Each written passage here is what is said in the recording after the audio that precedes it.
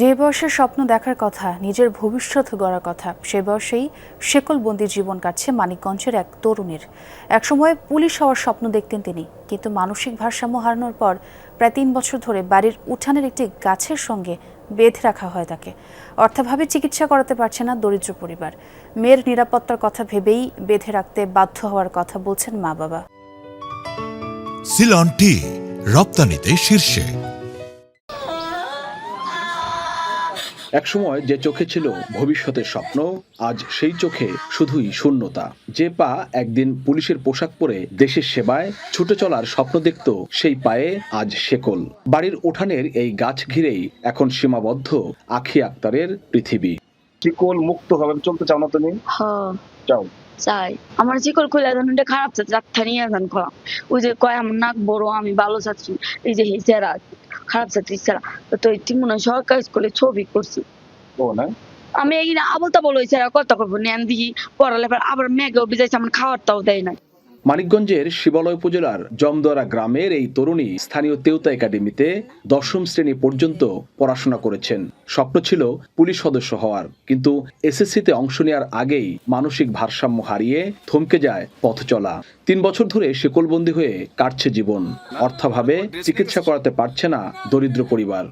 হোটেলে কাম করি 300 টাকা দিই, তাহলে আমার সংসারটা চালানো, চিকিৎসা করবো কেন? আর কিস্তি মিস্তি তুললে তো দেবো ক্লান্ত, দিয়ে পারি না চিকিৎসা করি না। লাখ লাখ লাখ টাকার দরকার, আমি পাবো পারি। আমি চিকিৎসা করে ভাবতেছি না। আবার এই যে ঘরের মধ্যে যদি আটকায় থুই তো ফাঁস নিতে চাই।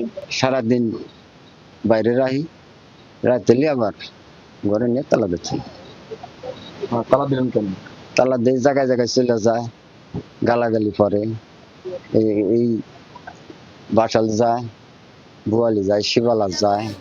স্থানীয়রা বলছেন, চিকিৎসা পেলে হয়তো স্বাভাবিক জীবনে ফিরতে পারে আখি। তাই প্রশাসন ও সমাজের বিত্তবানদের এগিয়ে আসার আহ্বান তাদের।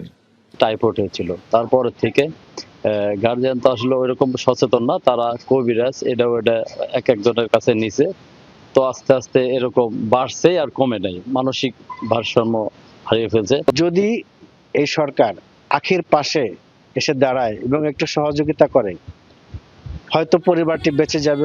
আখির শেকলবন্দি জীবনের কথা জানতে পেরে তার চিকিৎসায় প্রয়োজনীয় সহযোগিতার আশ্বাস দিলেন জেলা প্রশাসক। আমরা অবশ্যই তার বিষয়ে খোঁজ নেব এবং তার যথাযথ চিকিৎসার ব্যবস্থা করব।